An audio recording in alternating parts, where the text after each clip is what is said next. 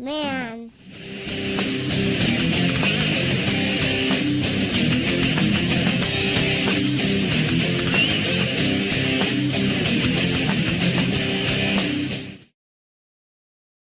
All right. What is up, everybody? Good to What's see going you on? guys.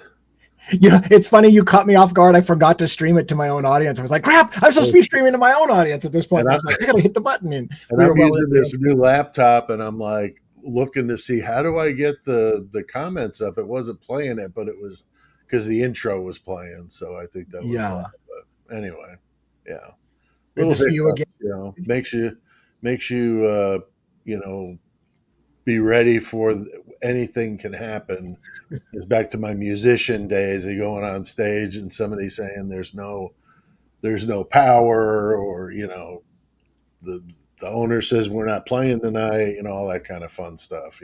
So When you were performing, by the way, did you get stage fright every time you stepped up, or were you like super comfortable every time you stepped up on stage? no, I was only what I would call stage fright would have been the first time I played a show with the band Low 12. That was the band I started when I moved out to the Midwest. But the only reason I felt any sort of butterflies was because I had played for years before that, but that was the first time I was singing and playing bass. Mm-hmm. And before that, I was just a bass player that did some background vocals, but that was the first time I was singing and writing most of the material. I mean, it was pretty much me. And so everything was riding on me. And if it crashed and burned, then it would have been because of me. So That there was sounds some stress shitty. there, but man, once we hit that first note and it was just like everything was like in lockstep, then it was like just absolutely crushed it. And Yeah. then that was never again. And I was pretty shy in high school, really. I mean, people that know me from high school probably be shocked to hear me doing stuff like this, or watch me doing stuff like this. But what's Yeah. up, Donna I had my Lembo? 15 minutes of I had 15 minutes of a lead singer of a band, and then I quit because I had too much stage fright and couldn't do it. There's a lot of guys that I've ran into over the years, whether they were singers or drummers or whatever, really struggled with it.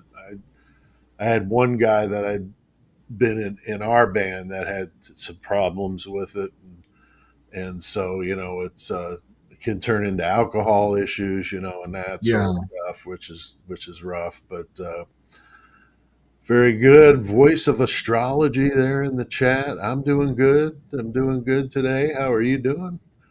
Hope you and Donna are doing well here as we get started on this live. And anytime you're using a new computer, certainly I'm a little nervous now more than I would be at any Low 12 show. And we played some pretty big shows. We played with Guar, and we played with, Oh yeah.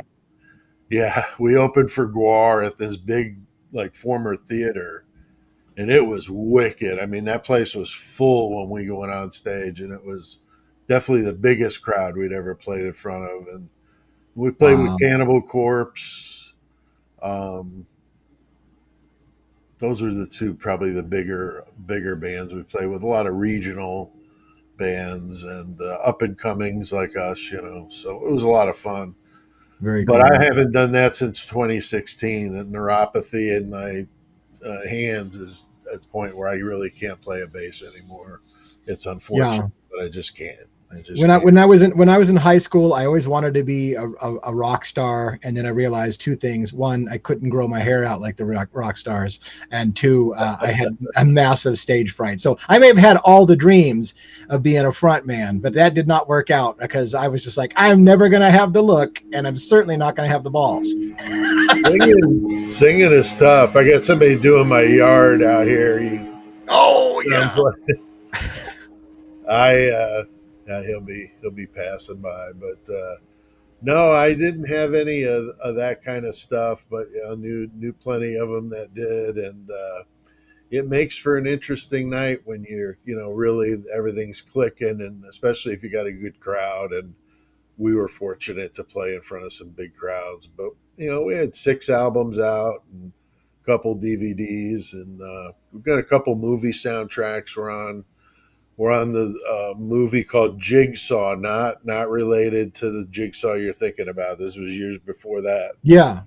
It was called Jigsaw. It was a straight to DVD release, but it was legit. And they played one of our songs, a song called Brutal World. They played it while this guy was getting hacked with a circular saw in half. Oh wow. It was pretty brutal, and it was definitely a brutal world for that guy. So that was cool because it was like a real movie. It was like wow. And then we were in another movie that was on Netflix where they play us in a chase scene where one group is like the teenagers banging their heads, and the other group are the cops, and the teenagers are listening to Low 12, and so that was kind of cool, you know. So, Wow. so yeah, just those are fun moments, you know. But like I said, it's been a while. That's when I started doing Murder Metal Mayhem in 2017, getting that thing cooking, and then actually in 2018 is when we put out our first episode, April of 2018. So yeah, and we're up to 260 something. So anxious to get back to the studio because I didn't want to do the podcast like this too. So, but going out there and looking at the lights and everything, I was out there with the home health worker that helps me, and he was like, "Man, that's really badass. That looks really good. The lights in there really give it that up." I'm So looking forward to seeing that. I'm Yeah. stoked. Yeah, I'm Yeah. stoked for that. I bet. But good here. Let's see. Stephanie says she's been looking forward to this. I saw somebody. It's funny. Like so many times when I go live, there's a new breaking thing. Somebody said in here that there's a ruling on the alternative perpetrators. No continuance is what he said, which that Oh, wasn't a surprise. But no alternative perpetrators. And I just looked. I found the court document. I'm literally looking. That's why I look a little distracted because it oh, does sure. it indeed got issued today. Stephen Hippler's made a ruling about alternative perpetrators, and just again, I can't read the whole document while we're talking live, but Well, if you already I want have to some break thoughts. into it here at some point when we get into Yeah, the yeah, Idaho for sure. 4, You might want to do just that because it's a we're going big. to talk It Idaho always seems 4 to happen here. right when I'm going live. Is somebody breaks news, you know? That's cool. Well, hey, you're a lucky guy, I guess. But so yeah, everybody here that's been through a live with me and this and the last few I've done with Lee, we don't put up with any BS. So if you're in the chat and you're just being stupid, we're just putting you in timeout. We've got a couple of mods in there and more to come out as we go. Our lives are just 90 minutes or less. So when we're done, we're done. But you know, if we go the full 90, which we usually do, then we'd be happy to chat and you know want to just make sure that we're giving you guys what you came here for, and hope you like what we both do. To check out our individual channels as well as these lives we do together. So this is the third one or the fourth? Is this the third one, right? Yeah, I think it's the third. The Mm-hmm. third one. Okay, so Yeah. here we go, and we call these. You came up with the name, Lee. What did you want to Devil's call? Mayhem, right? Although I didn't mean to put myself first billing, but I was just trying to come Oh up with a mashup no, of us, you know? oh no, nothing bad about that. No, Devil's Mayhem's a great name and a great combo of the two. So we've been using that moniker when we do these, Yeah. and look forward to doing other stuff too. Because I talked with Lucky, and we're going to be doing some stuff with him. I know me, AR, and Lucky are scheduled to do something here pretty quick, and then maybe get into some more panel stuff and get you into that, Lee, and just keep growing the horde. You know, that's for sure. Yeah. But It's slow and steady for my growth. My growth is slow, but we're still growing on my channel a little bit. So mine really slowed down too. But at least it's going up. But it's really like clawing and grabbing and can't get them. You know. yeah. I'm not sure what happened. If there's a bunch of people in this, you know, you hear about these shadow timeouts or whatever the hell they call them, where your channel's like really dim for a while. You know, it's supposed to be like some sort of punishment. But in that night, you have absolutely no idea what's going on. You're like checking your stuff, like, what am I doing wrong? So Yeah. it's really insidious. But Right. Yeah. Because I'm just like, what am I missing? What am I? But I yeah, got to try it to could just. be it because Jules of all trades did an entire episode about it, Yeah. about how far down hers are. So yeah, it's not just you. That sucks. So yeah, I don't know what to make of it, if who's at fault or whatever, but Cheryl's here saying she wants some Devil's Mayhem t-shirts. I'm definitely going to do a T Public page, and we could easily do some of those in there because the nice thing about T Public is they do the printing and everything. We just license them the logo to use. So we don't get a whole lot out of it at all, but at least the listeners can pick stuff they want. Maybe we come up with a cool logo for that. That Yeah. I think that'd be great. I think that'd be cool if we T-shirt. continue. Yeah, Yeah. be something cool for the people that like the two of us working together, and on other projects we both do. Yeah. So why don't we get it started here, talking about what is mass murder? And a lot of people get confused, when it comes to serial killers and mass murderers, and there is definitely a difference. But how would you define it, Lee, if somebody was to ask you that question? Well, I mean, I think the big things is because I'm thinking about relating it, of course, to the Idaho 4 thing, which is basically the difference between whether something is a crime of passion and somebody's going after one person, and as I was thinking about it, a crime of passion mass murder typically has a triggering event. Like it may be something that somebody's been thinking about for a while. Like this person has it coming. One of these days, I'm going to get them. They've been thinking about it. They've been fomenting the idea in their head. And then a triggering event happens, and it may be partially thought out because they've been thinking about it for a while, but then that moment comes and anyone standing in the way gets it during that event, right? And that feels to me a lot like what happened in Idaho 4 is somebody was a target of the event and others just kind of got in the way, and it was that kind of thing. The serial killer, the traditional thinking, I would say, right, is the serial killer plans out for a while, builds up this need, this urge to kill, does his thing or her thing, and then has a cooling off period until that urge builds again. And it's kind of a cyclical thing that may get shorter and shorter periods in between as they build, the need, if you will. I think those are some of the primary things. And of course, just, then that's different from the homicidal rage, just shooting up a mall kind of thing, which had no Yeah, direct the spree killer. right, going on a spree until you run out of energy and you're done. Yeah, yeah. Yeah. We've done in the podcast side of the house here, we've done all of them, but the mass murder by book definition, four or more victims in a single incident. So, like you Yeah. correctly said, Idaho 4, boom, fits that. Yeah. Serial killing, three or more with a cooling off period in between. So you're talking, let's say, like a Gacy, where there were months, you Yeah. know, I don't know if it went years because he had a whole ton of victims under that house. But anyway, that would be more of obviously a serial killer. Yeah. And then the spree killer, I interviewed Catherine Ramsland when she wrote her book on spree killers, which is really good. I have it, and it's interesting because we had just done the one down in Texas, was it, with the two that they wound up modeling that movie after.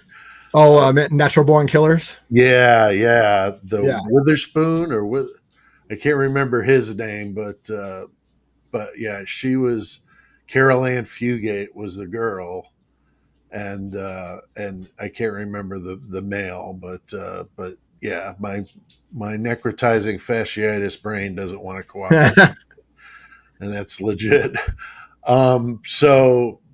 So there you go. So And if what, yeah, everybody's taking a test tomorrow, you yeah. could credit Murder Metal Mayhem for schooling you, but your stuff about the passion and all that all fits into this because Yeah. that's typically like you said, a serial killer. A lot of it is the obsession.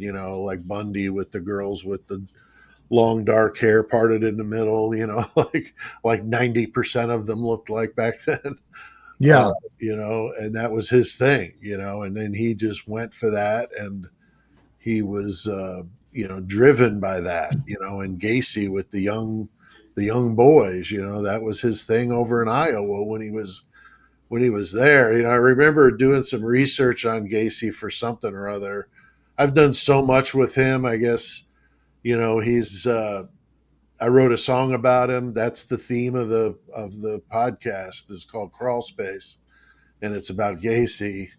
Um, and the opening line says, "Hello, my name is Gacy. Won't you stay? Don't be hasty.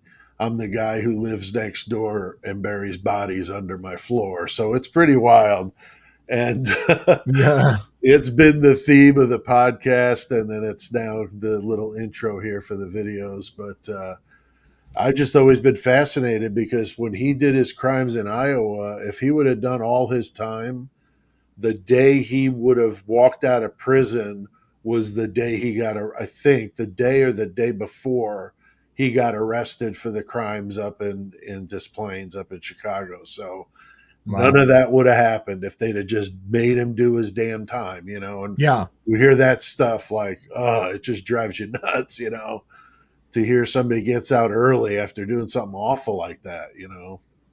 Which is it's interesting because it brings up. I feel like, and it's funny because I feel like I should know this topic better than I do, but I feel like with the serial killer, for example, a lot of traditionally timing goes in, or planning goes into those things, and they typically find their victims and they isolate them, and they take steps to make sure that they're not seen picking up their victims, and they dump them in places where people can't see where they dump the victims, and there's steps taken to make sure nobody sees, which is why for me Idaho 4 doesn't feel like a serial killer's thing. You don't go into a house with a bunch of cars parked out front with eyewitnesses that are left in the house. That's not how a serial killer operates. So the MO that some people are trying to paint, that Koberger is a budding serial killer and this was his first kill. I don't know at the top of my head if I can think of serial killers that just randomly kill in front of other people in a sloppy man. And in a way it wasn't sloppy because no DNA was tracked out of the house, but it doesn't feel like a lot of serial killers would take steps to make sure that it was planned out. They picked their victim. They picked an opportune time. They certainly didn't pick a party night when everybody's at the house and there's cars all over the scene to do it, which to me, again, screams crime of passion, something that was triggered by an emotion, not something that was Right. planned out.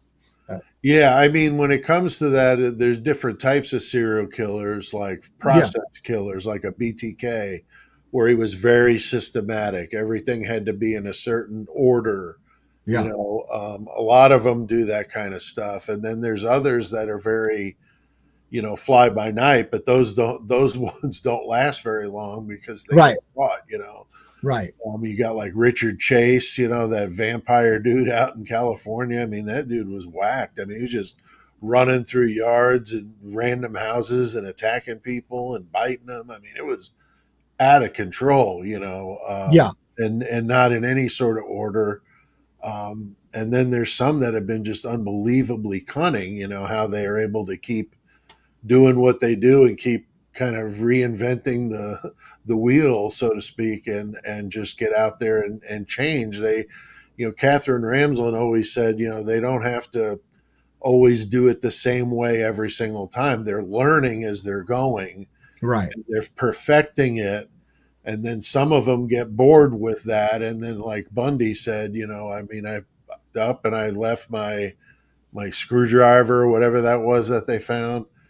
It's something that he left behind, and he says, that was just, I was just being lazy. It just wasn't on top of it like I was back when this was more interesting to me. So they Right. seldom don't, it doesn't last long, and that's when they start getting into that berserker mode where they're doing them faster and faster, and then they're just heading for a brick wall there.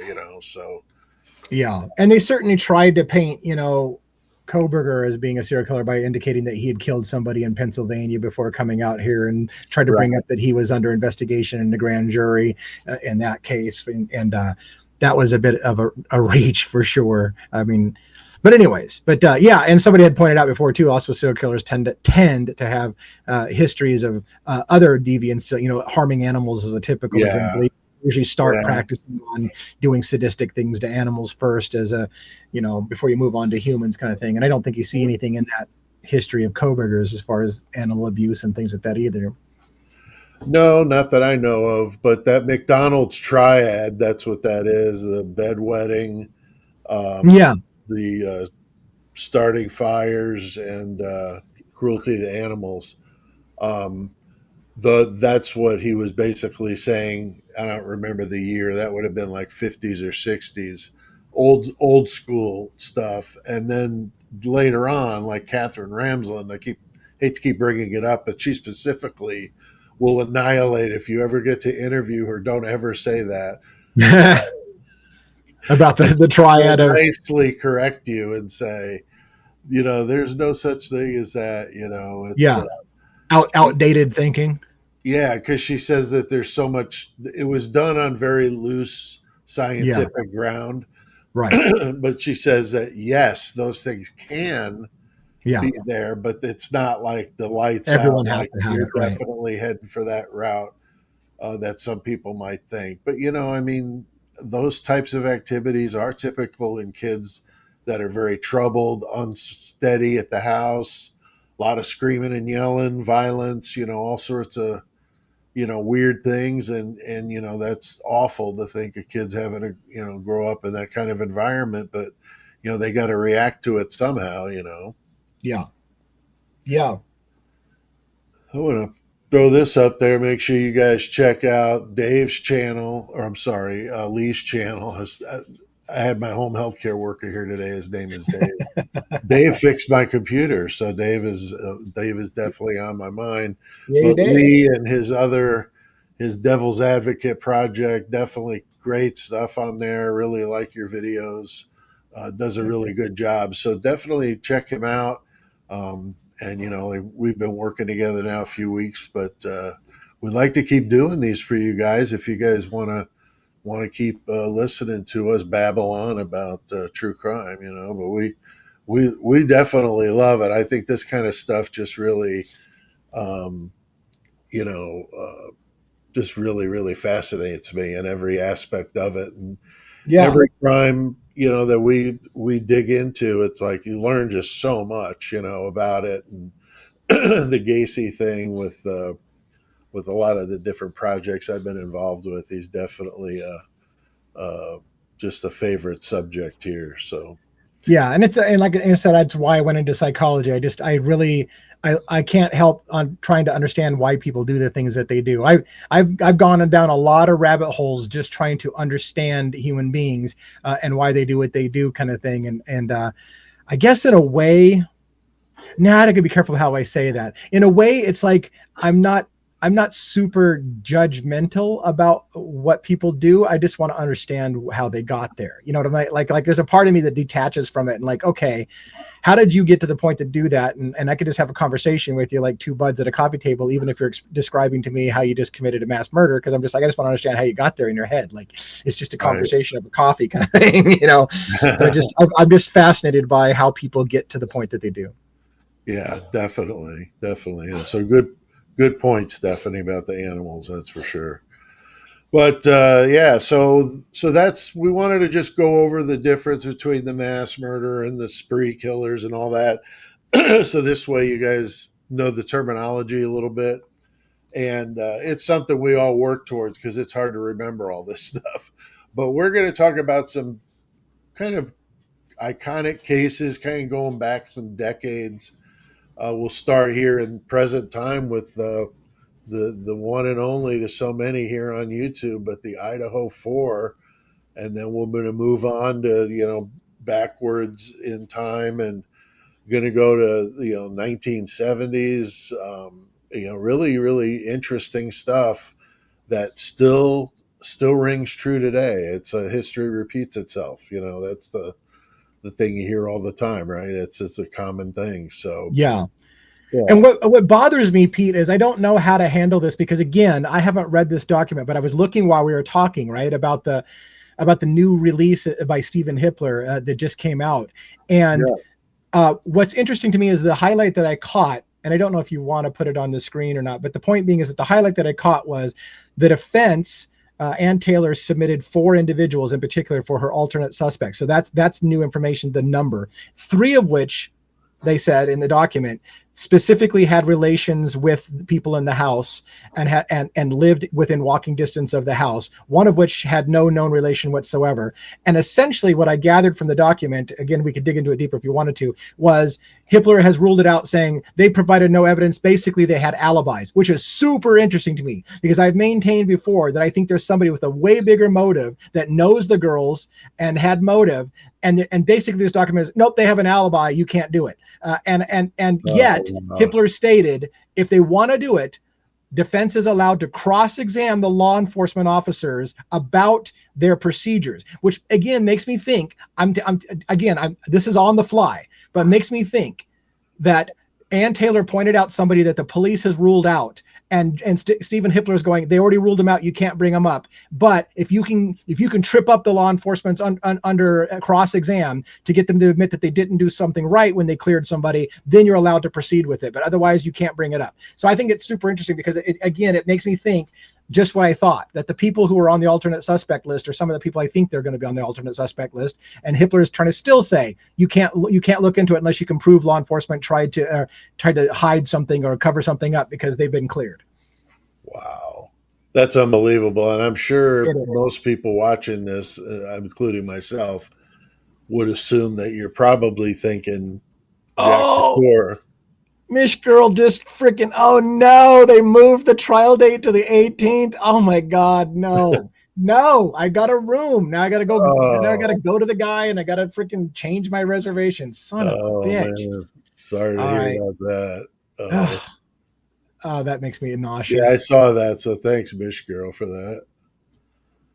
So yeah, that's definitely interesting to hear how they're looking at this. But with the relations with somebody in that house, I mean, yeah, Jack, I mean, he would be the likely, and who did, we've heard rumor that, it was Bethany was involved. I mean, who knows? Yeah. Could be anything like that. So, yeah. I think I would be surprised if Jack isn't on that list. Yeah. That would be wild if that was her exculpatory evidence to Koberger, is to say, that he told her or she saw him or do something when they were together, some sort of reference to it, that would be interesting. But we're all just throwing spitball in here, and I can't help myself. The 4th individual, by the way, I just looked. I can't help myself. I need to stop.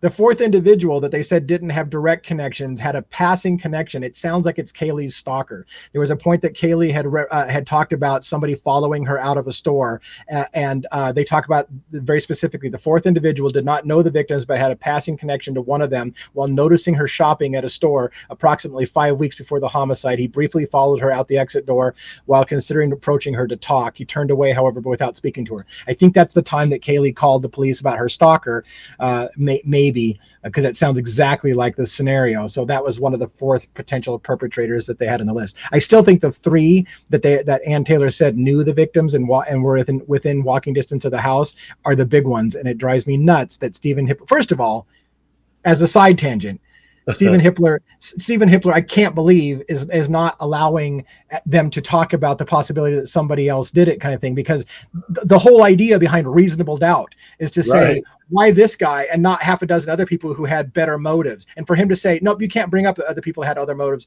is so clearly biased, in my opinion. It's asinine. So I don't know what the hell this judge is doing, but yeah, because if you've got 5 or 6 people that legitimately could be, let's just say, and you happen to just pick the one that didn't do it, then that sucks completely, because now he didn't have a chance in hell to get out of that. Right? Especially if you're not going to even allow them to go down that other. Then all is well that ends well. But now, if you're wrong, I mean, come on now, and putting somebody to death. I mean, this isn't even this is the ultimate price. I mean, man, it's so messed up. I mean, it really is. And Stephanie bringing up Delphi, I mean, I just, that case is, and Delphi strikes me as, now granted, I didn't follow the Delphi thing heavily, but Delphi strikes me from the outside as being a crime of opportunity, right? Like, I don't know, was there indication that he stalked those girls, or was it just he happened to be there, he happened to see them, he happened to have a moment of hey, I got nobody's around, I can do something? Like, was there indication that it was planned out, or was it like a crime of opportunity where somebody just allegedly took an opportunity? I'm not sure because, I mean, if she bought this vehicle and wanted to show it off to her friends, we know she wanted to show it to Maddie, but I'm sure there were other people she wanted to see. So, I Oh, mean, okay. Yeah. I was talking about the Delphi thing, but I see we're on Kaylee coming to the house here. Yeah. oh, no, yeah, I'm sorry. I was No worries. looking at, We're jumping back and forth between cases. trying to multitask here. But Yeah. no, you're right about Delphi. Delphi is just, it's probably more confusing than Idaho 4, and more people got hurt like permanently in Delphi with that one agent that got gunned down in front of the FBI office. I mean, my God, I mean, that's about as hardcore as you're going to get, Yeah. so that's the kind of stuff that was going on in Delphi.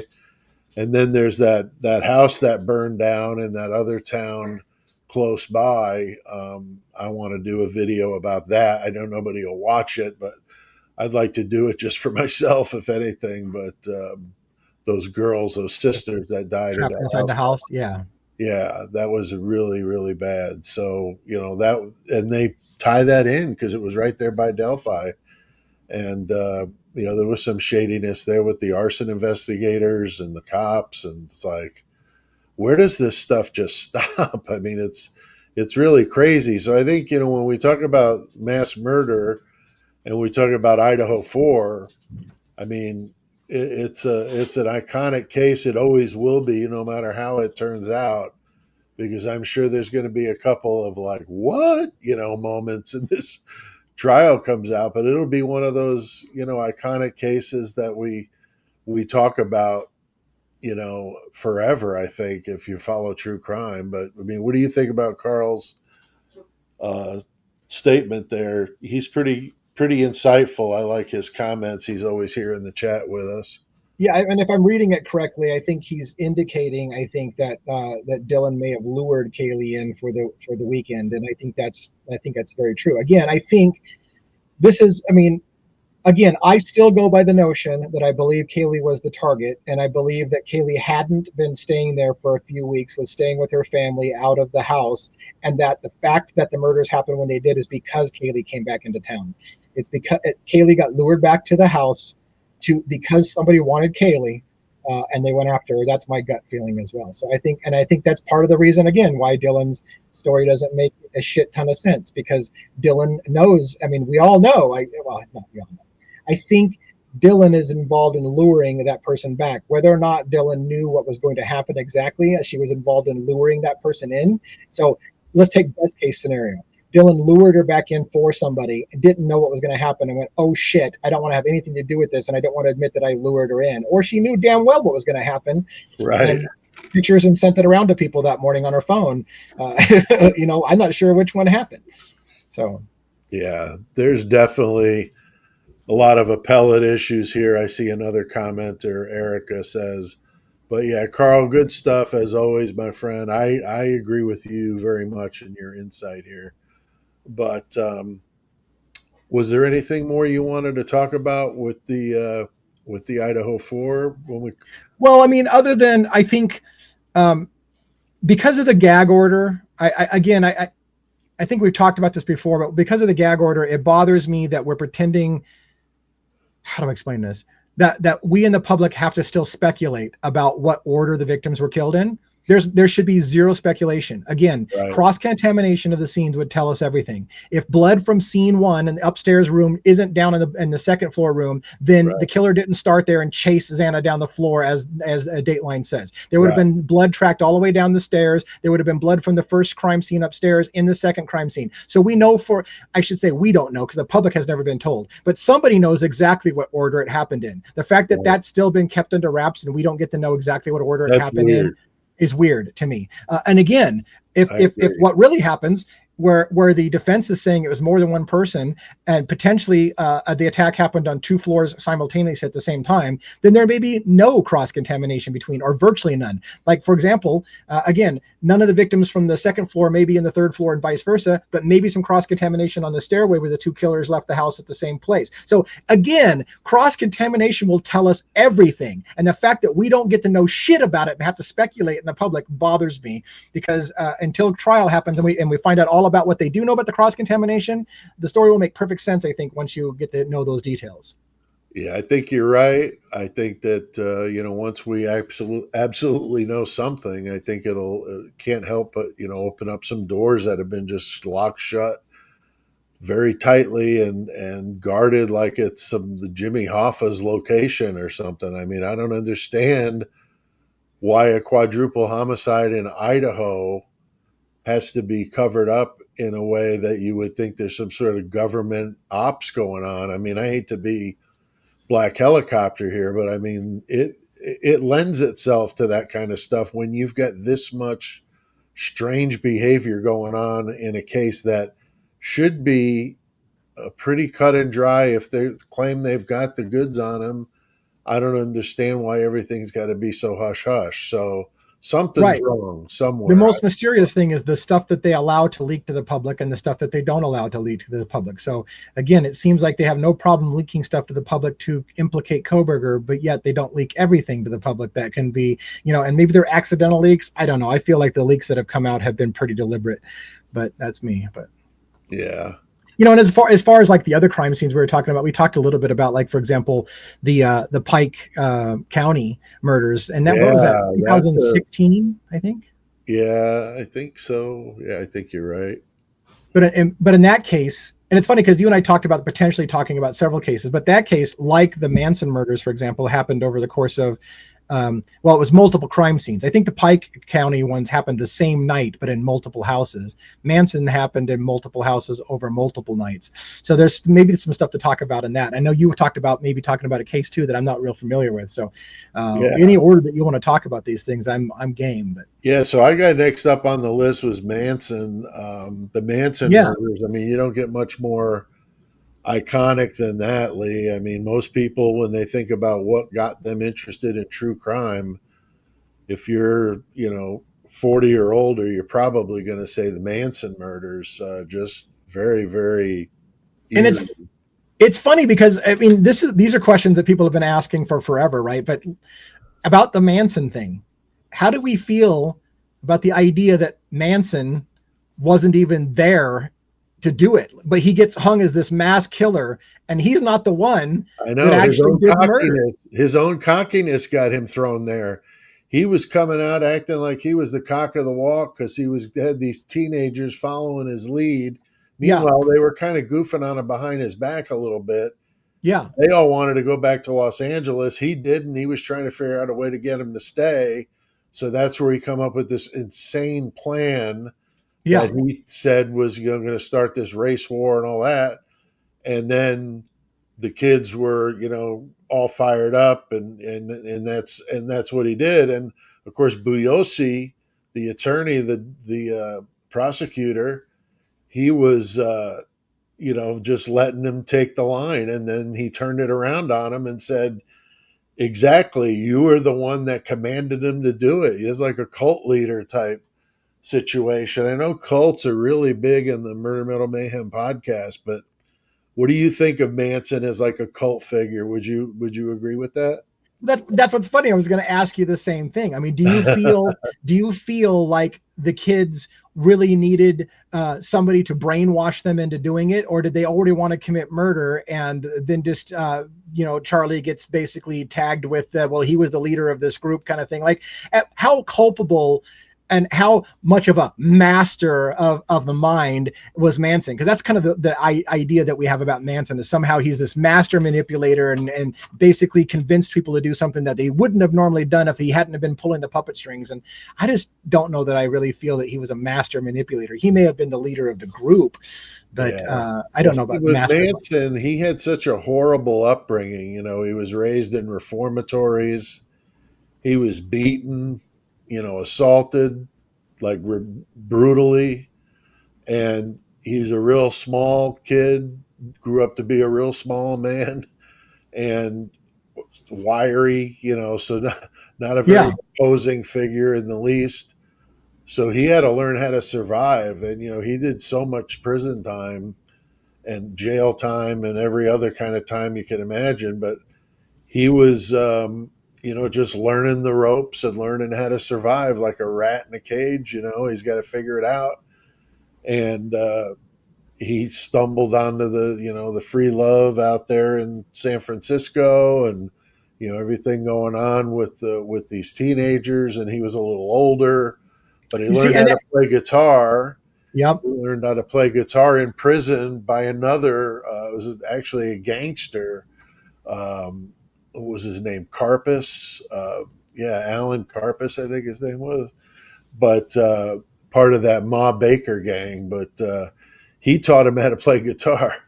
So Manson was smart. He's like, hey, maybe I could figure out a way through song to, get through to women. He was the master at fitting into the situation and And I hate to figuring people characterize out. the whole generation, but I think back in that time, people did kind of like just chilling and finding somebody who was kind of a guru who would talk, and they can sit around and do drugs and listen to somebody who could orate well, Oh right? yeah, So that was kind of that culture in that day. So without again, a doubt, I that think was Haight Manson was a product Ashbury. I of, mean, that yeah, was the yeah, the mecca of that movement. He was yeah. right there.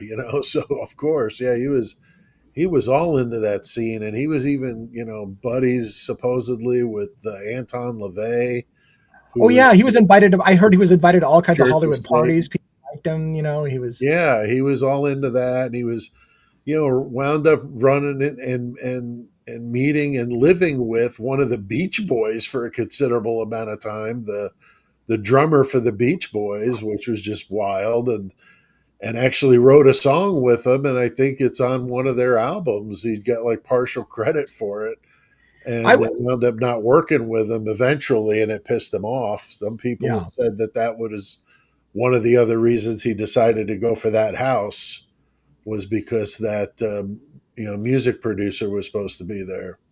And if I remember right, and it's funny that I don't have the details exactly right, but Sharon Tate, who was the pregnant lady that was stabbed, Yeah. I believe she went to Richland, where I grew up. I grew up in Richland, Washington, and Oh, Sharon Tate was from Richland, so I had a kind of an interest in the interesting. Manson story because I heard everybody was like, "Oh, Sharon Tate comes from your town," and I'm Oh, like, I don't wow. even know who Sharon Tate is, but but anyways, yeah, Yeah, she was a big deal at the time, and then Roman Polanski was her right, husband, the film right. director, and he was in Europe filming a movie, so he picked a good time to go film a movie, I guess. But Right.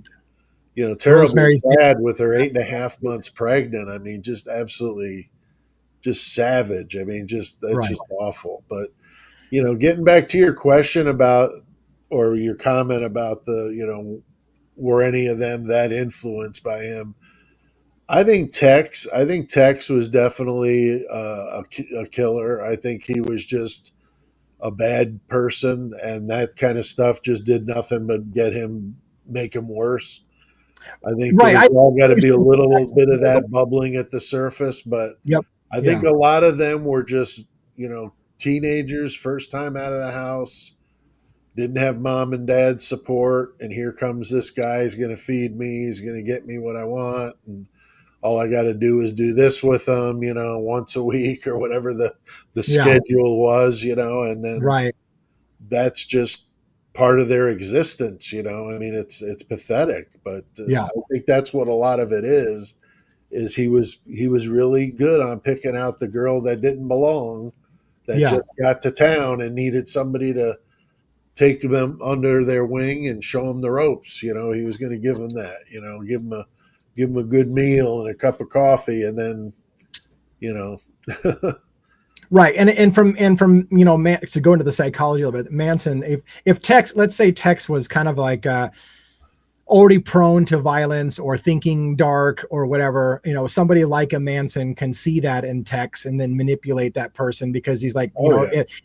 all I got to do is get this guy because this guy already has an evil streak, a dark streak. If I can convince him to do it, then I could see that as a possibility too. Yeah, and then there was that Bobby Beausoleil too. He was another one. So, they all played a hand in it. And as we know in the law, I mean, just because you're the getaway driver doesn't mean you're not going to get the same the same sentence as the rest of everybody in the group. You act as a group, you go down as a group. Yeah. So, but yeah, so the Manson one was definitely one we both decided we wanted to talk about. I just recently did a video. If you're not familiar with it, it's on the channel, um, that I've got, comparing, crime scene comparison. There's a new video series I just started, and I'm going to start looking at different cases and comparing things that are either really different or compare things that are really the same and maybe we didn't think about it when we talk about this case or that case. So I'm looking forward to doing some of those. The first one I did was the Manson and the Koberger case, and the whole thing of the, um, identifying, the victim as, that there was a targeted attack, right? They told us, you're just going to have to trust us, Lee. This is a targeted attack. Yeah. And with Manson, there was no BSing. There was no is it not, like what you were saying earlier about how we're being led around with little crumbs instead of just giving us the damn information. I mean, the taxpayers pay for these investigations. We are taxpayers, whether it be in Idaho or wherever you're at. But I mean, people should be up in arms about this. It's completely outrageous. And then these idiots pull this kind of nonsense and they don't get caught. And that's what's wrong. Is Yeah. there ought to be some sort of oversight, because this is happening way too much.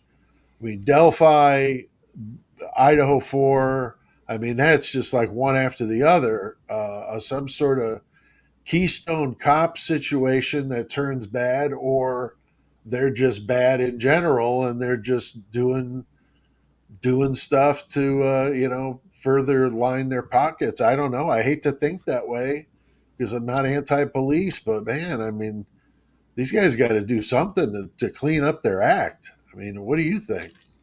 Well, yeah, I mean, again, I'm not anti-police, but I am critical of law enforcement. And one thing that I find is that when law enforcement has decided that somebody's guilty, they tend to get blinders on and they start to make the evidence fit who they believe did it. So it may be a gut hunch or whatever. The problem with that is that when you get blinders on and you're literally going to put somebody to death for a murder, you're going to kill somebody else's son or daughter because your hunch tells you they're the one that did it. And if you start having to lie about, manipulate, or fake the data because you got a gut hunch isn't good enough to put somebody to death in my mind. So I find that all too often, in my opinion, law enforcement, unfortunately, gets involved with making mistakes, maybe even honest blunders, and then taking steps to cover up their blunder so that it doesn't blow their case. And all it does is it leads to distrust in law enforcement. When we see law enforcement covering up things that they botched, then it just leads to us distrusting everything about them. Because again, who are they going to put away for something they didn't do because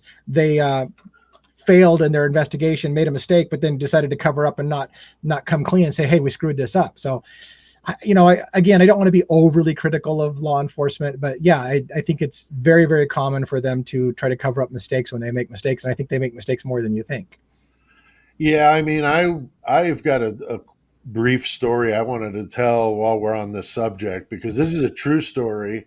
I've never brought this up before on the podcast, but in talking about what you're talking about, I thought it was appropriate. But when I was in Little League, so I'm thinking 13 to like 16 era or age, I had an assistant coach who was a retired NYP detective, NYPD detective. His name was Bob Lucci, and his son Tony was on the team. And Bob got along real well with my dad because my dad was a parole officer and both from the same area.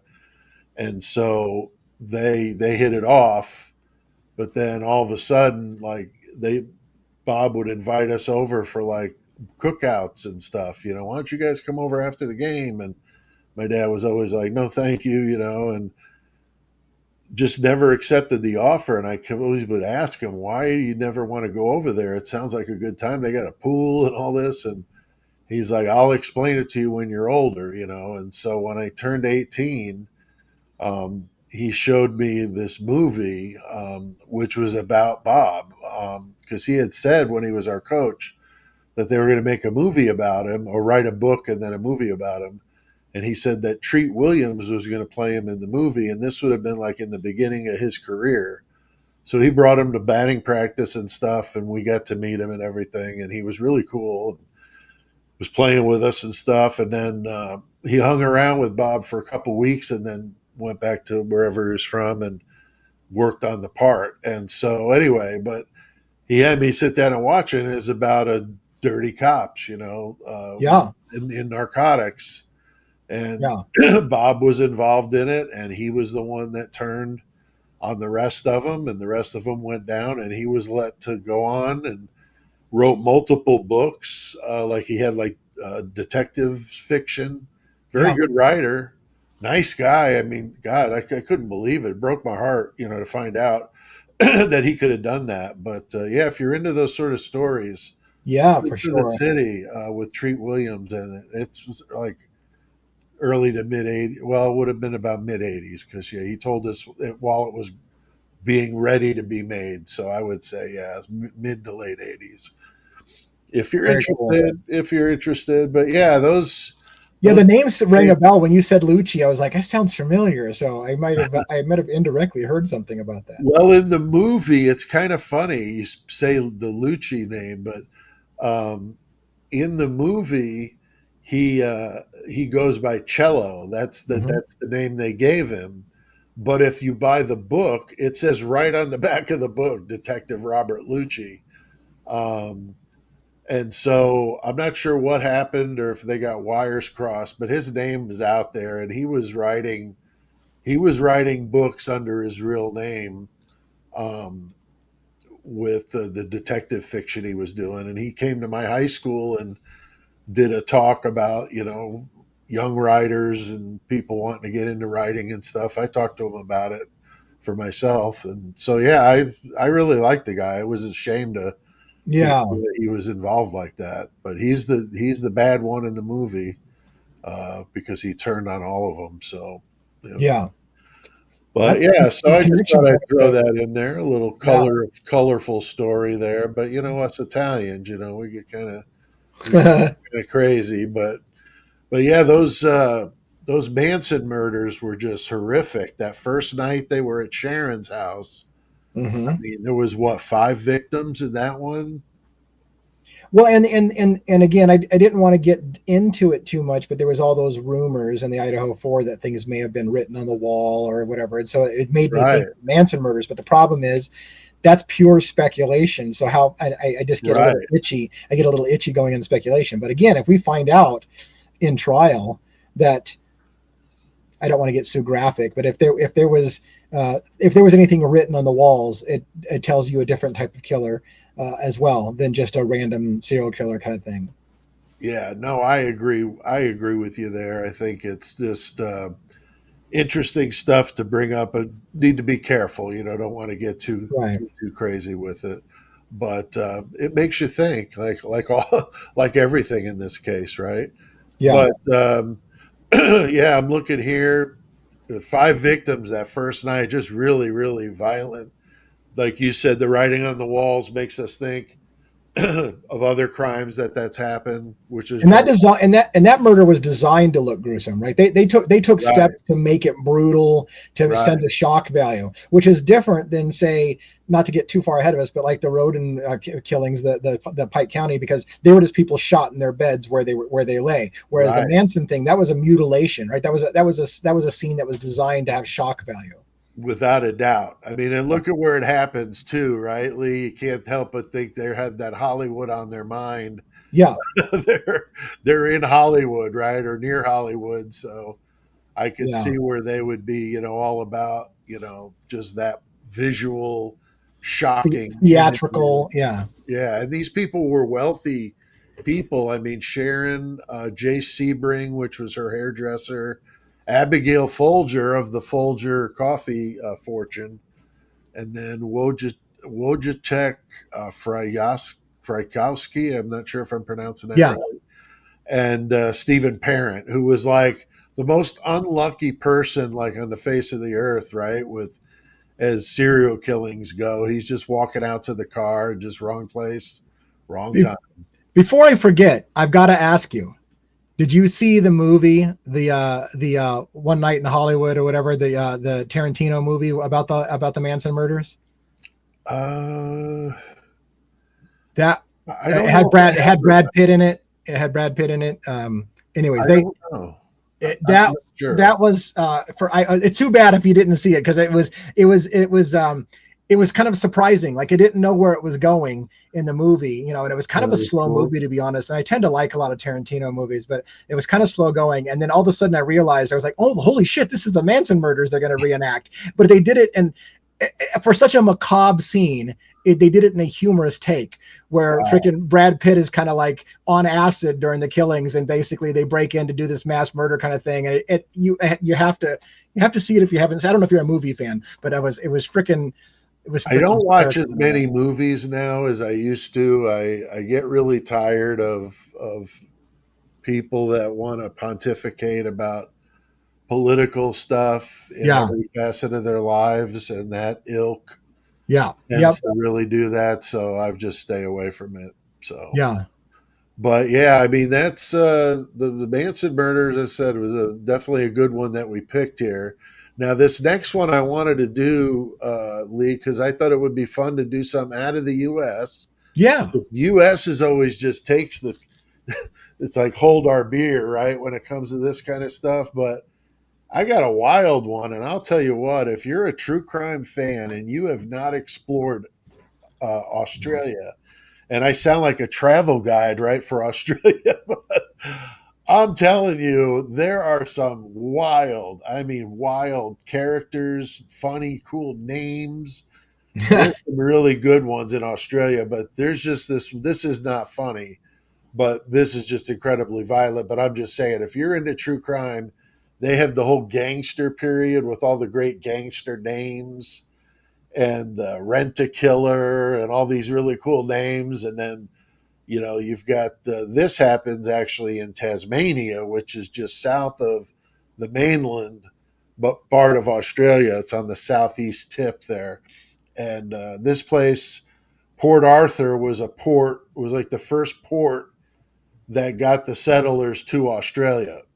And then it later became like a prison, and then it later morphed into just the ruins. And somebody thought, why don't we make this a tourist attraction? It's interesting with the story that's happened here. So why don't we do this in a tourist attraction form? So they cleaned it up and they got to put a restaurant in there, and it was from what I read, it sounded like a pretty cool place. Beautiful, coastline and the ocean right there, and a pretty sweet deal. But not a sweet thing in April 28th to 29th of 96. So we're going back to 96 here. Martin Bryant. He was a very disturbed young man, to say the least. Very, very awkward. Some thought, some the autism spectrum disorder going on here.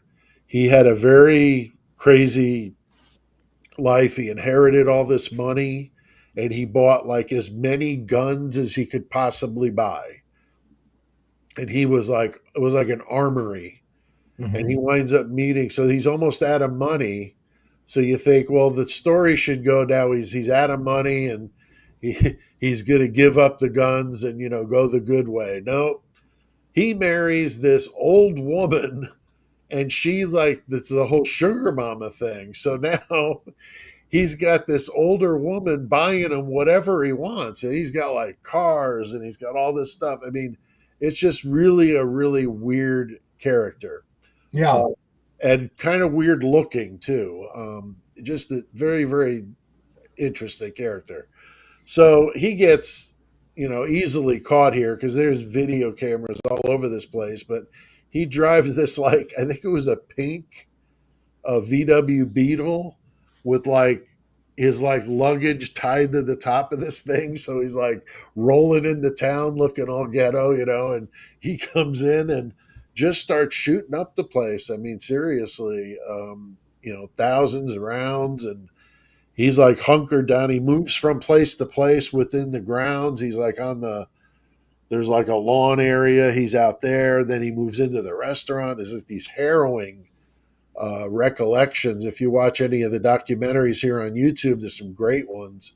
The Australians do really good jobs at their documentaries, and they show this whole thing, but they show like people hunched down and really scary stuff, things we see here in the U.S. But all in total, 35, passed, and then like another 20 or 25 injured, and they're just like spread all over the place. And then he ends the thing in a hail of bullets. He hunkers down at, like, they had a house that was converted to like their office, and that's where there was like a couple that took care of the place. He murders them, and then he hunkers down there, and then they wind up catching him. He comes out alive, and he get 1,000. He got 35 life sentences for each victim, and plus 1,000 years. So this was in your definition at the beginning of the night, a murder spree. He went on a spree, huh? yeah, And didn't die in the process. He just let himself get caught at the end of it. Well, I mean, it would be interesting to see what Catherine would say about the spree or not, because he moved around, but he was on the same property. Because I know that was a thing that comes up with the Pike County, which we're going to get to, where he was moving from trailer to trailer, you know what I mean? And moving from site to site. This was more of a same property, but moving from the lawn to inside the restaurant. And then this house, one continuous event as opposed to any breaks in between. Right. So I don't know. This could be a coin toss on that. Maybe the audience can give us an idea. Yeah, somebody just posted his IQ was 69, so he was slow. Oh, yeah. And he had some problems, like I said, but he was just gone wild. I mean, with the money thing, it was pretty intense. But what did they say triggered it? Did they say what triggered it? I'm trying to remember if they determined that or not.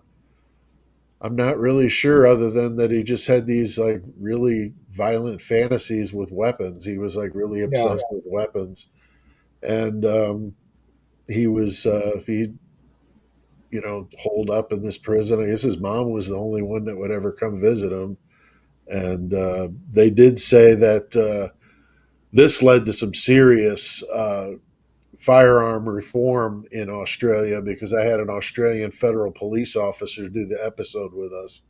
Yeah. And he was talking about how after this Port Arthur happened, like, how could this guy with this IQ have an armory at his house? Like an armory. Yeah. I'm not even exaggerating. An armory. Yeah. And they said, that they just put a halt to it. So you had to have like legitimate proof to need a weapon. And most of that were like 22s for like a farmer to keep vermin down and that kind of stuff, or anybody that has a raccoon problem or something like that. But other than that, you're not just getting a weapon to have a weapon. And then I think they gotta see it every year and inspect it every year. So and I want to be brief on this, but it's funny because it doesn't really connect, but it just makes me think. I just picked up recently following Rex Heuermann's case, the Gilgo Beach murders, and he had like 273 guns that he collected. He'd been collecting guns since he was a child, and he had a vault that he built in his basement for all of his guns, and had a walk-in vault. And apparently the next door neighbor said that when he was shown the vault, Rex made a comment to him that you're only one of 4 people in the world who've seen my gun collection. But apparently, he was an avid gun collector. But ironically, none of the victims, if Rex Heuermann is indeed the Gilgo Beach murderer, was done with a gun. So it's interesting. But he had a ton of firearms. So I was just going there with the armory because he literally had this Yeah. walk-in vault that he'd built Wow. in his basement of his house for all of his guns. Wow. Yeah. So it did lead to some serious reform, and people got to, like an amnesty to get their weapons turned in and stuff. And, if you're a gun supporter, that kind of stuff pisses people off. If you're not, some people say they should have gone further. I'm all for, guns. I have no problem. Like I said, grew up with a dad that had them, and I never had a problem with them, and I've always respected it. But, it's got to be done right, and it can't be people getting a hold of these weapons that shouldn't have them, and like Sandy Hook and some of these other ones that just. Right, and it's funny because I feel like I don't. As much as you and I, are getting to know each other and stuff like that, I don't know how you feel about this, but it's funny because somebody mentioned it in the chat room, and I don't know if it's your chat or mine because we're kind of combining our chats. But it reminds me, there are those who believe that, for lack of a better word, this is going to get a little conspiratorial, and I'll back out quickly, which is that some people will actually hire black ops type operations to make a sensational mass shooting in order to confiscate everybody's guns, right? So if you can make a huge thing where you're basically, oh my God, guns are evil. Look at what happens when people have access to guns. Then in swoops the government with their plan to take everybody's guns. And somebody had commented in the comments here, after this, Australia lost their guns. Now, I don't know the history of Australia, so I don't know what gun laws passed after this event, but it leads me down that whole, like, are we going, is there anything to the idea that either purposely planned by somebody in a really dark world, or just seizing the opportunity of a mass shooting to use it to do sweeping gun reform and blame guns for everything because that the moment, you got to see, never let a bad event go to waste, right? Never let a bad Politicians say catastrophe that go to all waste. the time. Yeah, Yeah. right.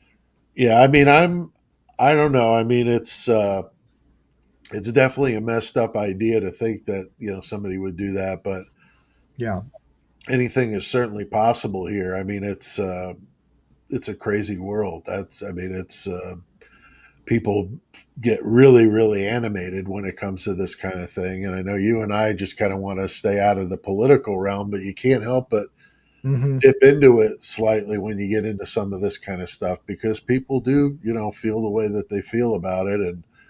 And I think a lot of it has to do with your personal connection with it. Like I said, growing up with a dad that hunted, and you had to carry a firearm for work. And so, to me, it was, not a big deal at all to see a gun on his dresser and think nothing of it whatsoever. And if I'd have Yeah. dared not touch it, if I if I'd have touched it, I'd have got the whooping of my life. So, Right. I knew that, and he told me Right. that. So I Right. didn't touch it. So just that simple. But, and then I went into the army, and then it's like all any weapon you could possibly imagine, shot 50 cals and tanks and all sorts of M16 grenade launchers. I mean, all sorts of demolition. Yeah, it was fun if you like that kind of thing. It was doing a lot of that. Wanted to call out a couple of people, some new members here. 25 cats and counting. That's a lot of cats. Yeah, that is a lot of cats. Oh my gosh, that's 25 cats and counting. And then our good friend Catherine S, who's just amazing. She's now a YouTube member. I think of the new tier I've got. I added a tier. I got the Horns High Club, and then we've got the Mayhem Squad. And Mayhem Squad's brand new, but if you're interested in joining one of our memberships, we got them right there on the page. So if you're interested, check it out, or in the description, I think there's a link if you want to go subscribe to that or do that. So very cool. Well, what's the next one here on the chopping block here is, don't forget to like, subscribe, and comment. I want to make sure I remember to tell you that, because Lee, that's how we get these, these things that come to us in the way of, you know, the AdSense dollars that come into the channels is based on Yeah. all these, how many likes the video gets and how many people watch it and comment and all that stuff. So all that stuff helps. So if you like Yeah. a channel and you just flat out don't have the 2 or 3 or 4 or 5 or whatever dollars to do their membership, don't feel obligated to do it, but you can help by just simply watching their videos, liking them, making sure you're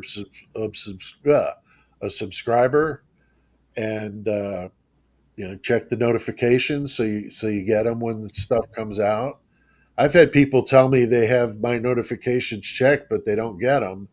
Yeah. That's part of that shadow crap too. I don't Shadow know, but banning. Yeah. if you're watching this and you have that issue with my stuff, what they claim is if you unsubscribe and resubscribe, that oftentimes fixes that.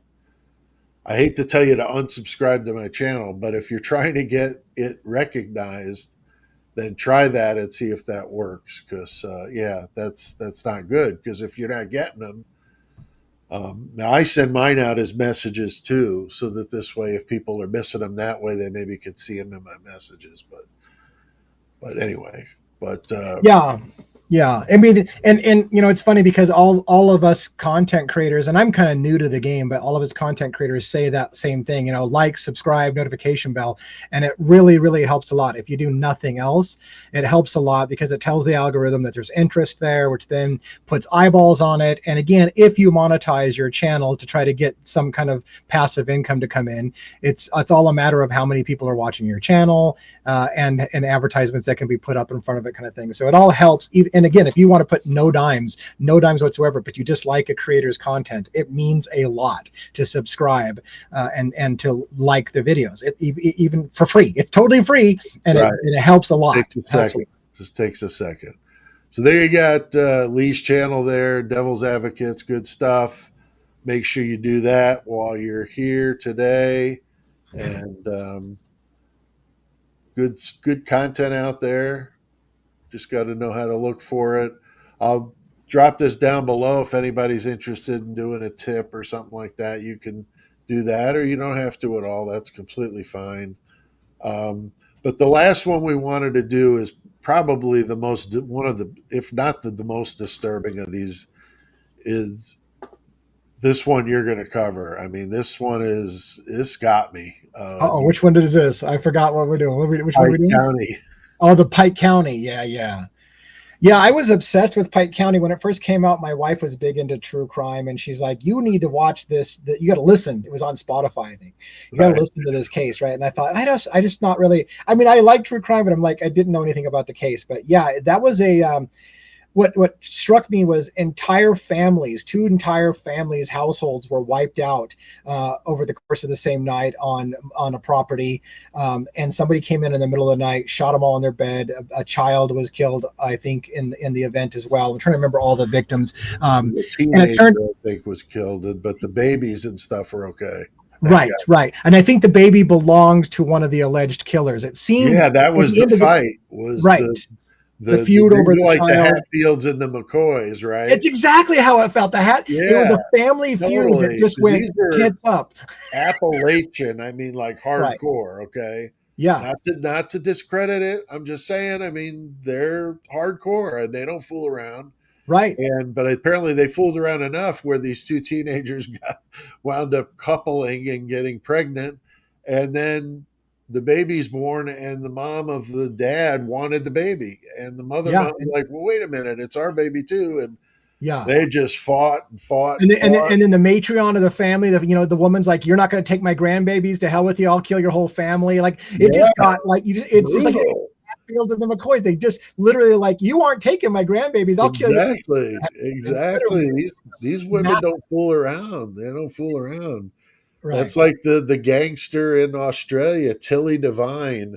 They called her Razor because when the Razor Wars were going on in Australia was when they completely shut down weapons in like the 20s.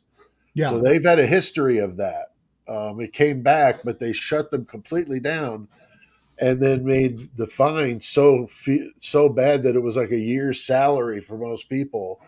So then they were using straight razors. They call them cutthroat razors over there, but they're out there straight razor fighting in the streets, and there was a woman, Ugh. Hillary Devine, who was the she was hacking and slashing with the rest of them. So just Yeah, that downright brutal. So yeah, these are some rough and tumble and I types. and I have to be careful because I have a little bit of a conspiratorial nature in me, and again, I always look for stories that have some kind of political or law enforcement cover up thing. And even in the Pike case, even the Pike County case, there was indications about law officers that were involved with the family that covered things up and hid things. There was a drug angle. There was things that they were allegedly doing on the property that they didn't want known that they were doing on the property. I mean, the whole thing was a gigantic shit show of conspiracy theories and wild things. And I think today, I think we still haven't the main guy Wagner, the father of the family. I The think he's dad, still yeah, is facing trial, isn't he? I don't think he's he's the last one that's got to go through it. The rest of them, the mom and the youngest son turned on the other son and the dad. yeah. They testified, and it's like, what's messed up is that kid that testified, he was the one that actually did the deeds. The other Yeah. brother was just there. Yeah, I How was messed trying up to is remember because it's that? been so long. How many? It seemed like there was more than one shooter, but one guy primarily did most of the shootings. Like it's been a while since I remember Yeah, the exactly. dad and the one son, they did most of it. The other son, I Right, think he drove, and or he was just not very hands on, and so right, but he got roped into the whole thing, and then his brother turns on him, which is so bogus when you're the one that should be going in there. right. So it was really bad. He got time, but he didn't get nearly the time that the older brother did. But yeah, the dad's the last one. There's been just delay after delay. I mean, it just is dragged on. He's of course in some county lockup somewhere, but in Pike County, I guess. But And what again, left that was to do? I'm I don't trying to remember what know. triggered that evening. I mean, again, it's not a serial killer It was the situation, kid. right? It was the kid fighting over the kid. So I guess Right. it would be considered a crime of passion. I would think. I mean, It was oh, something that was fomenting, right? It was there was an ongoing feud about the oh kid, yeah, and I try to remember why they picked that night. Was it just an opportunity that night? They'd been planning it for some time. I know that I it was believe building all over. so. I Yeah. believe so because the mom, she bought like different sneakers for the kids so Oh that yeah, the kid yeah. in different sizes that they typically wore, so it would throw off the cops. I Yes, mean, she I was remember she that. had receipts like really dumb, like Yeah. buying it at Walmart, with the receipt on the counter when they came and rushed the house. So yeah, Right. really, really dumb. But they moved to Alaska and then they came Yes. back. Right. They've been in Yeah, it's Alaska all for like coming back. 2 years. Yeah. And then they came back. It's like they got away with it, and they came back and they One of the went girls was up. in a church and she came back and yeah, it's all coming back to me. I Yeah, remember the I one remember fleeing to Alaska. they put the body in the cement as a way to weigh down the something with with their boat The guy ramp or something. wasn't And there a that's gun how in a they well? caught him. It was Yeah. like Yeah. just this wacky Gosh, it's ending. been But so yeah, long on that it's a scene. good one. Yeah. Murder Metal Mayhem. Check it out. You can search for that. The language is a little tough, but if you're going there to listen to some Pike County business, then the language should be the last thing you're worrying about because we do it right over there at the podcast. It's wild if you're not familiar with it, but Yeah. it's not for everybody. So don't go there crying and coming back to me that you're upset that I told you to go there because it's rough. But if you like dark humor and stuff I'm laughing about, then you would definitely dig it. So very cool. Well, we got any comments here? Let's see. Had a good live, a smaller crowd than last time, but honestly, I wasn't pulling any punches with what we were going to cover. Yeah. I didn't want to clickbait people to think we were doing an all Idaho 4 because we knew we Yeah. weren't. Yeah. Yeah. So No, no. I'm glad that you guys that did come, hopefully enjoyed hearing something other than that case. We are desperately, the creators are all desperately trying to talk about something else. So if you're listening or watching, put a comment down of an idea, or go to the message, the community tab, and leave a post there or something to let us know what you guys want, because that's the only way we're going to get to try different things. I'm tired of talking about the same people all the time. So, but I mean, I like doing it. Don't get me wrong, but it's nice to do a change of pace with some other cases. And, Manson and the Pike County, and then that Port Arthur. Like I said, I hope to turn on some people to some Australian true crime. You'll definitely enjoy the trip, especially if you like gangsters. They got some really good gangsters, typical to our Babyface and all those funny names and all that. So, but anything coming up on your channel, Lee? You wanted to talk about Devil's Advocates? Anybody want to, or you want to um, let I somebody mean, know what you're doing? yeah, I mean, if anybody in your audience, and I don't think your audience is this way, but I'll just mention it. I do cover 3 cases primarily because of the same reason you said, which is try to diversify a little bit so it's not all the same case. So I cover Luigi Mangione, and if you didn't catch it, we did talk about Brian Koberger and Luigi, but on Wednesday night, so that's last night. Was that last night? The days are running together. I Last had a week, I I had a criminal defense attorney, Ali Benevento, 15-year criminal defense attorney on, and we talked about the death penalty. We had a special called Death is Different. We talked about the death penalty, and we talked specifically about how it relates to Luigi Mangione and Brian Koberger's case that are seeking the death penalty in those cases. So if you missed that, it's on replay, and, oh wow, you might learn some stuff about the legal process. She actually, my friend Ali Benevento, is facing her first death penalty case where she's defending somebody in a death penalty case. She's been a criminal defense attorney for 15 years, but she's her first death penalty case. So she has some passion about the death penalty. She doesn't believe in the death penalty. It doesn't believe we shouldn't lower ourselves to the standard of putting somebody to death. But she's very passionate. We did talk a lot about voir dire process, how it's different to seat a death penalty qualified jury versus a regular jury. A lot of stuff. That's one of the things I like to focus on, is teaching people what the court system's like and breaking down the legal documents. So that happened. If you want to watch that on a replay, tomorrow night I've got a live at 6 p.m. and then afterwards I have what's called the After Dark Party, which, by the way, someday if you can drag yourself to a late night show at 7 p.m. Pacific Standard Time, so it's a little late for you, I do a Discord channel where we literally have drinks. We get a little intoxicated. We get a little irreverent, as if we could get more irreverent than we do here. And we talk about everything, P. Diddy and all kinds of other cases. It's a freak show, not a freak off, but a freak show, where we have a few drinks. So I invite you to take part of that. And we've got Bertie Bombshells, one of the content creators. He's coming in tomorrow night to have some drinks and hang out after dark. So I hope you can make it. On my list to do tomorrow is to sign up for Get My. Oh my gosh, I would love to have you backstage and get a little bit more blunt, as if we're pretty blunt as it is, but maybe more so on the After Dark show. Right. But it's just so good to see, like the familiar faces here. I'm not sure about next week because I know we got the 4th of July coming in there, and people have a lot of plans. So we'll probably, I think, Lee, for next week, probably skip our Thursday night thing, just because of, I think the 4th is on Friday, if I'm not mistaken, or something like that. So yeah, if I'm off on that, let me know. But I always hate to try to compete with a big holiday, especially an outdoor holiday like that, where people are outdoors and not sitting here watching videos with us crazy people. So, but I've got some good stuff coming up on the channel, working on some new ideas. I haven't forgotten about my West Memphis 3 idea. I want to redo, or I want to do a video, long form video on the West Memphis 3. I think it's an iconic case of, you want to talk about the cops gone wrong. That's the poster boy for that. And I think it still resonates today. So I've reached out to try to get a hold of one of the guys to see if they would come on with me, but I haven't had any luck yet. But I'm not giving up just yet. But that would be really cool to get one of them, or all of them would be really, really cool. But I doubt that would happen.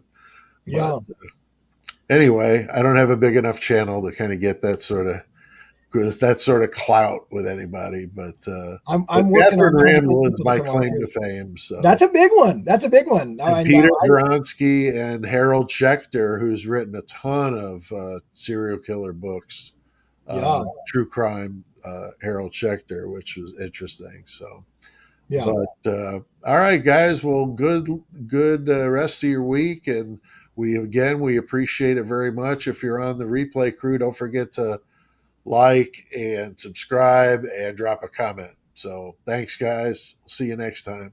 Thank you again, Pete. Thanks for having me on. You bet. Have a good evening.